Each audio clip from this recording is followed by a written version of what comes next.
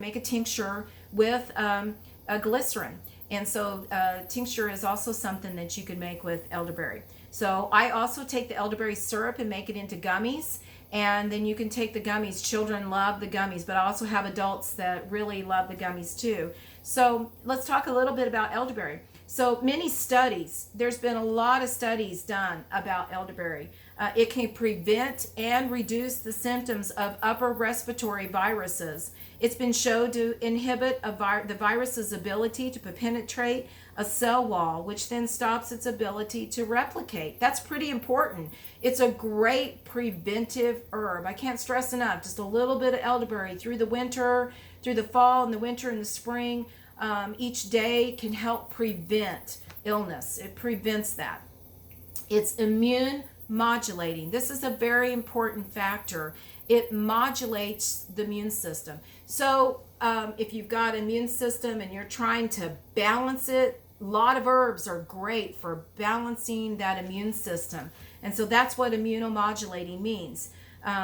This is very helpful for underactive or overactive immune systems. So elderberry is an great antioxidant, it's anti-inflammatory, and it's antiviral. It's used for colds, influenza, herpes, fevers, ear infections, and helps to strengthen the eyes with those antioxidants. So taking elderberry daily as a preventive during flu season can be very helpful to eliminating or lessening the risk of illness. It also strengthens the respiratory system and helps with allergies, asthma, and other chronic respiratory weaknesses. And I've had quite a few customers that have been really benefited by taking elderberry just for asthma. They're not having to use their inhaler as much. Their respiratory system is strengthened. It's not only just keeping them from getting ill, it's strengthening that respiratory system to make it stronger. So it's for the respiratory system, it's for the immune system. It's a great power punch herb to take through the winter to help your immune system. So the next herb I want to talk about is ginger. And ginger is something that you can go to the grocery store and buy. And I think that's really important for us to know those things that we can just go and purchase. And we can just do things ourselves. I think it's important to get that medicine into the home and people be doing things themselves. And so you can make a tea out of it. You can make a syrup. The shrub, like I talked about earlier, I make a ginger shrub. I take ginger and grate it, and I put lemon in it, and I put a couple sticks of cinnamon in it, and a little bit of lemon. I put lemon in my elderberry shrub too. A little bit of lemon in it, and let that set, and then I put the organic apple cider vinegar over it, and let it set for about a month, and then strain it off and match it with honey, and it's a delicious drink, but it's super antiviral. You know, we think in terms mostly of the elderberry as being antiviral, and it's a great herb. The ginger is very antiviral. In fact, it's really been great for like E. coli and salmonella and some of these things that, you know, I think if people were drinking a little bit more ginger on a regular basis, I think some of this food poisoning wouldn't be so much likely to get that. I've heard that drinking ginger and then the apple cider vinegar is great whenever you're going to go out and eat a meal someplace, when you're eating at someone else's house. What I do is I make the ginger shrub and then I add it with water and drink it as a drink. It's fantastic. It tastes wonderful. Fresh ginger is what you need for the antiviral. The powder loses a lot of its properties. Not saying that ginger powder is no good, but from all of the people that I've studied under, they all say having ginger fresh. Well, sometimes having fresh ginger, maybe you don't have room, you know, so doing it in a shrub, doing it with the apple cider vinegar is a great way to preserve that ginger and be able to use it. You got all the benefits from that. So ginger is antiviral, it's anti-inflammatory. We use it a lot with people that have inflammation issues. It's stimulating. It's diaphoretic, which means it's helpful in chilling with stage 1 fever, like I talked about earlier, about when you've got those achy, chilling fever. It helps warm you up and helps you to get that fever process going. It's an expectorant. Whenever you drink ginger tea, you can feel it or ginger in general, and so you can feel that into your chest. It just kind of opens up that chest and it helps clear that mucus out. It's fantastic for that. It helps with your circulatory system. It's antimicrobial. It's a digestive aid. It's really good for the stomach. It's really good for the gut. Sipping ginger tea or ginger shrub, like I mentioned before, can bring relief to a sore throat. Lots of times we start with a sore throat, so drinking that would help with getting those properties right there in that throat. You could just sip on it. Sometimes we think in terms of drinking a lot of something, but lots of times when you're sick, even like with elderberry or any of these herbs, whenever you do become ill and you're needing to use some herbal products and stuff, more isn't better. Lots of times what you do is you take a little bit and you take it often. So like if you were taking elderberry, you would take like elderberry syrup and you normally took a tablespoon as a prevention, you would take maybe a teaspoon and you would take it several times during the day. Or if you were doing ginger, you would take maybe you would make a ginger tea or use the ginger shrub. You would take a small amount and you would just drink it throughout the day, or put it in as a tea and just sip on that, just a little bit of sip. Maybe you're in bed and you don't feel good. You could just sip on a little bit of the ginger or the elderberry or something like that. So a little bit at a time, more often is better whenever you're ill. You can take your dose as a preventive, your bigger doses as a preventive, but then when you're sick, take small doses and more often. So that's usually the way that works better. It keeps that in your system. So ginger is really supreme for digestion. It helps to move stagnant and cold digestion. Ginger's long been used for food poisoning caused by bugs like E. coli and Salmonella. I've already mentioned this. And you can easily buy fresh ginger at the store. I think it's at almost every grocery store to make a tea at home. So the next one I want to talk about is garlic. And garlic, you can use it as food. You can make it into an oil, vinegar, honey, an extract. You can use it in capsules. So garlic is used for bacterial infections, colds, influenza, bronchial congestion, small intestinal bacterial overgrowth, digestion, asthma, parasites, fungal infections. Eating garlic daily, regularly, can help you prevent you from getting sick. If you already have a cold or a flu, garlic is one of the best all-around herbs for addressing the many symptoms of an upper respiratory infection. Taken at the onset of an illness, raw garlic may help to shorten the duration of the illness. When taken during an illness, it's also been shown to reduce the severity of the symptoms. Now, we've already heard about this with elderberry and with ginger. These are like great herbs for if you get sick or even as prevention. So garlic is stimulating, which helps the body to warm up and support that fever process that we talked about earlier. And this is best when someone's feeling cold or having chills, like we talked about the first stage of your fever. Garlic especially shines relieving congestion. So whether it's in the lungs or it's in the sinuses, raw garlic is spicy and stimulates that mucus flow, and while also helping to thin and expel it from the body. So garlic is effective both when used internally or externally as an infused oil. If you take garlic and you put it in like a skillet and put some olive oil in it and kind of chop that up and just kind of on low heat, you could do that, and you could rub that on your feet and you'd taste it in your mouth. So you don't have to just eat the garlic. You could put it on your feet and it's going to get right through your system. So that's a great way to do for kids. You could put it on their feet and put some socks on.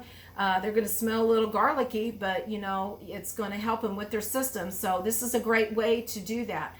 Because of its renowned for its antimicrobial abilities, garlic is sometimes mistakenly called an herbal antibiotic. The term antibiotic means anti-life, and that is used to describe the pharmaceuticals and that indiscriminately kill all bacteria that they come in contact with.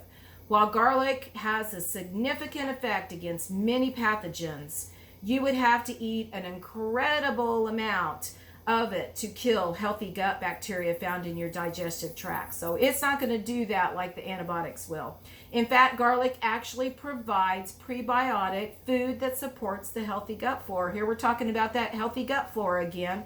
Garlic can increase your immune system activity, which is why it's a great preventive herb to take daily. So whenever we show you how to make the fire cider, we're going to incorporate these herbs in there where you can take them daily in a little sip of fire cider that Rosemary Gladstar created, and we're going to tell you the story behind all of that. So that'll be in the next session of our videos. So the next one we're going to talk about is Astragalus. Astragalus can be cooked in food.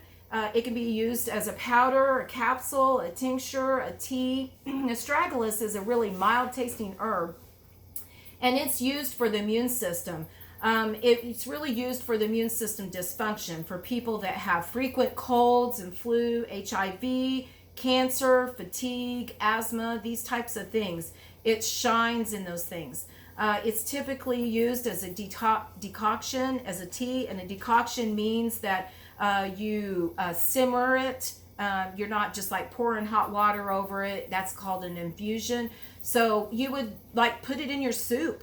What I like to do is I have it like shredded, and I put it in like a muslin bag, or you could just take a cloth and tie it up in it, and I drop it down in our soups all winter long. We're always eating Astragalus in our soups. Another way is I make it into a chai tea, and I add it in with that chai tea I learned about on learningherbs.com. There's a great recipe there for chai tea, and you use Astragalus in that, and you can drink that. It's a wonderful tasting, immune enhancing herbal tea. So using Astragalus. So Astragalus is easy to use as a food because it doesn't really take away from the food's taste. And so you can get it in and give it to your family and they'll never know it. The only thing is you've got to wrap it up because it's kind of woody. So if you just put it in your food and let it cook in there, they're going to be chewing stuff that's like sticks. And so you don't want to do that. So wrap it up into something and then just put it down into your soup pot or a tea or anything and add it to it, and it's not going to affect the taste of it, and you're going to get those properties in there. So it's very, very great tasting. So it's best taken to prevent colds and flus, but if you already have an acute respiratory illness, it's sometimes not always the best one to take. And so Astragalus has been studied extensively for its effect on the immune system, and it's been shown to reduce the occurrence of common respiratory illnesses, inhibit tumor growth, and boost the immune system activity in general. So the next section we're going to talk about is herbs to use at the onset of illness. So let me get a drink here. I'm about to get dehydrated here, so we better hydrate a little bit.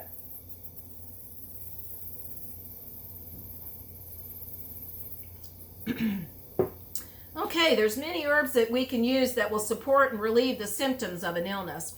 The ones we talked about before, those also. So I've listed them: elderberry, ginger, and garlic. So we've already mentioned those. I'm not going to go back over them again. Those are great preventive herbs, but they're also great to use when you have the onset of an illness. And we talked about dosage on that. You take them more often, take smaller doses, but more often. So the next one we're going to talk about is thyme.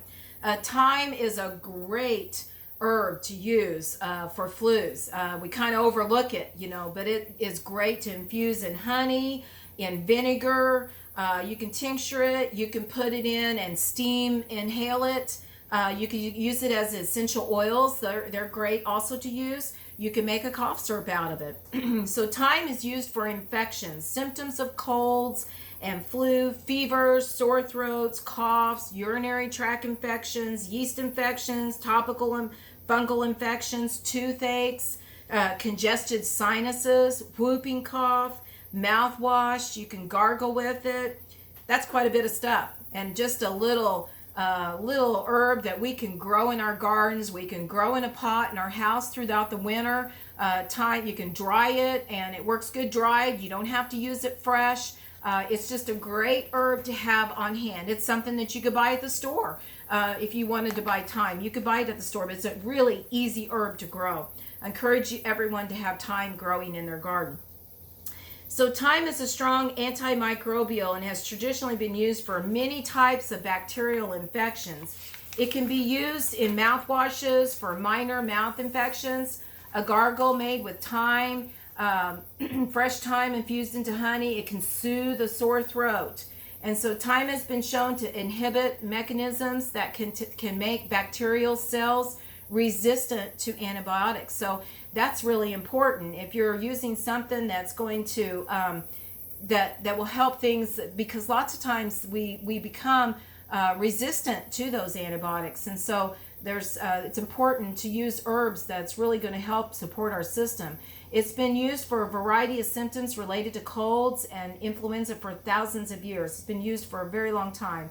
It's hot and drying energetics make it a great match for a cold, stagnant conditions, and that would be that thick white coating on your tongue, congested mucus in the lungs. You've got somebody that's like congested, you can hear them congested. Thyme is a great one for fighting that. It's also known to stop helping cough spasms, and so it's widely used as an antitussive. And so for dry cough, it even works for dry coughs like whooping cough. So it's maybe especially appropriate for those that have had repeated antibiotic therapy, for example, for respiratory or urinary infection, with the result that the immune system and the digestion system have been weakened. So sometimes people, they get off of an antibiotic and then they just have to repeatedly go back on, and it's not working for them. Thyme's a great herb to use. So thyme both tastes great, it helps with your digestion, and it can move stagnant digestion. We're back to digestion again, like bloating, belching, gas. It can also be helpful for those that have diarrhea or irritable bowel syndrome by calming that digestive spasm. So great herb to have on hand. So the next herb we're going to talk about is Echinacea. And Echinacea is also, some people call it purple coneflower, but Echinacea is a native that grows in Missouri. It's very easy to grow. You can use it as a tincture. You can use it as a tea. You can powder it up and put it in capsules. I use it in a formula that I use to fight infections. But anyway, it's used for infected wounds, colds, flu, mouth infections, fevers. It's an immune modulator. Here's that word again. Modulating, regulating the immune system. So it also modulates inflammation. It lowers fevers. It's stimulating. So Echinacea's, it's numbing on the throat. Lots of times if you do a tincture of it and you put it right back there on the throat, great for strep infection. Just get it right back there on the throat. And it also numbs the throat at the same time. So that's great whenever you have a sore throat. So, but it stimulates the immune system function and promotes the flow of lymph to address swollen glands. So here we are, we're involved with the lymph glands. You know, the immune system is every part of our body. There's just lots of aspects of it. It's not just one little system in our body, but it affects a lot of things. So those swollen lymph glands you get in your throat lots of times when you're trying to fight infections. So, you know, your lymph's involved with the immune system. So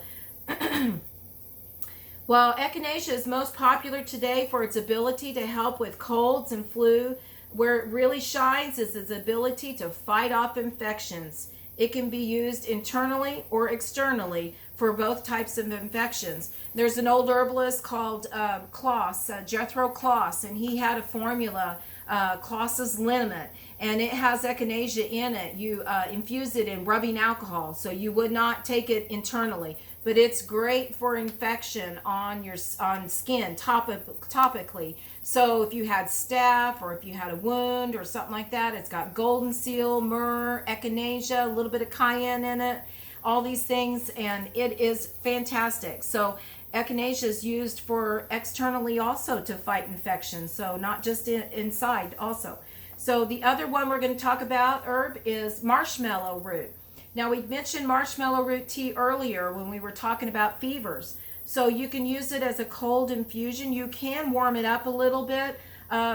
Marshmallow is kind of slimy. So it's mucilaginous. It's going to moisten and soothe. So this is not just for fever, not just for the immune system for colds and stuff. Sometimes if you've got kidney discomfort or you've got constipation, you've got an ulcer, you've got dry lungs that need to be moistened, you got a sore throat, marshmallow root works really, really great for all those things. So having marshmallow root tea on hand is an important thing that you need to have in your medicine cabinet. And it's so easy to make. You don't even have to have hot water. You just put it in cold water and infuse it and let it set for a while, and you can dilute it down to drink it. It's got a mild taste. It's kind of a little bit of a nutty flavor. The only thing I can say that some people would not like about it is it does have a little bit of a slime to it, meaning it's a little bit thick. But you can always dilute that down more and just drink more water, and you're gonna benefit still from it. It doesn't have to be thick like oatmeal gruel, but it can be a little bit thinned down. You're still going to get all those properties there with it. So great herb. It's cooling, it's moistening, it soothes hot, inflamed tissues. So it's really great for that dry cough, that spastic dry cough that you just get you're not coughing up anything. It's dry, it hurts.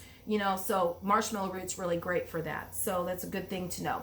Boneset is the next herb. Now this is not as popular of an herb. Maybe some of you haven't heard of boneset.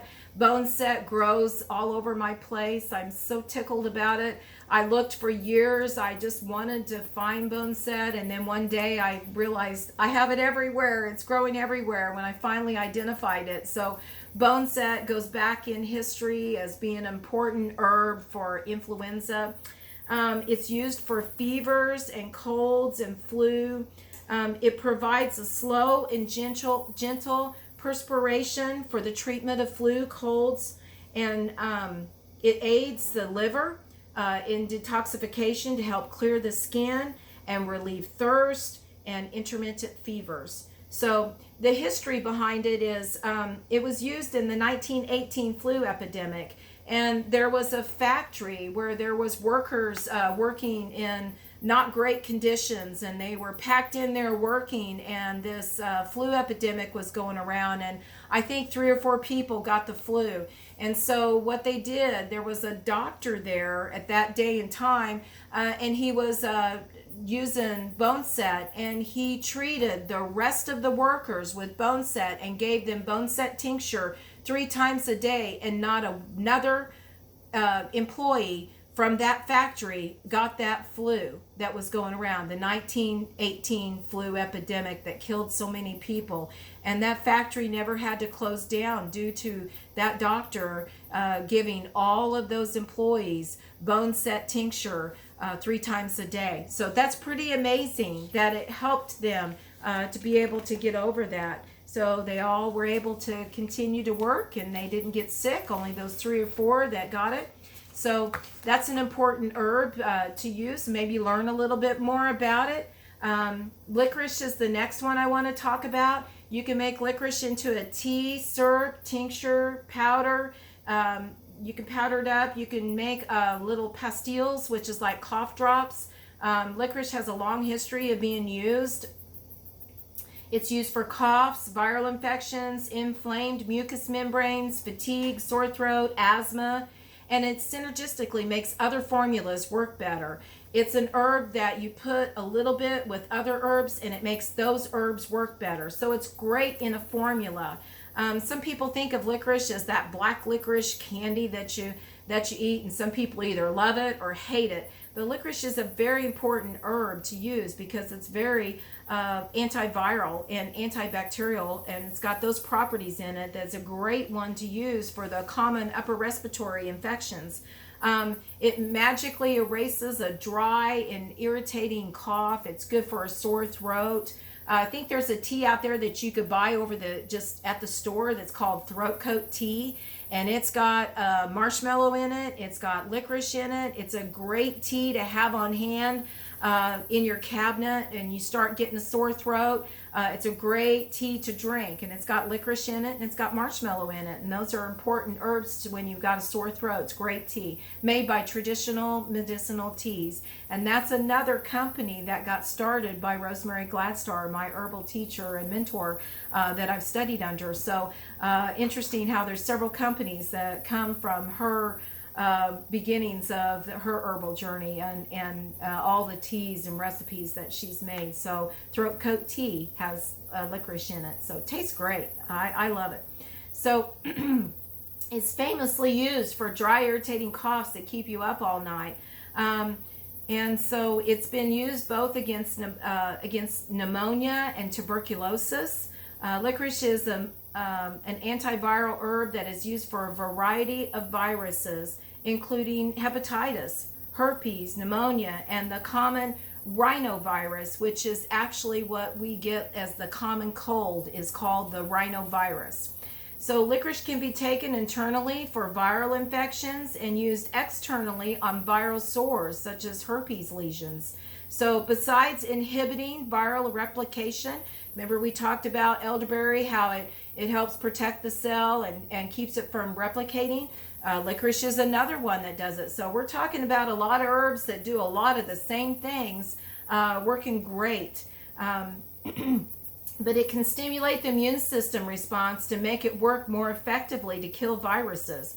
So when you're using licorice as for its antiviral properties, you need to use the whole root. Sometimes you'll get products over the counter and they'll pull out just a constituent from that product, from that herb, and they'll use that. One of that things is called DGL, and that's what sometimes they use to sell for licorice, but you need to try to get the whole root of the licorice when you're using it as an antiviral for herbal medicine, not a product that's just pulling out that one property. So anyway, it also works for bacteria that's commonly found in the mouth. So this is great stuff that we need to take and have on hand.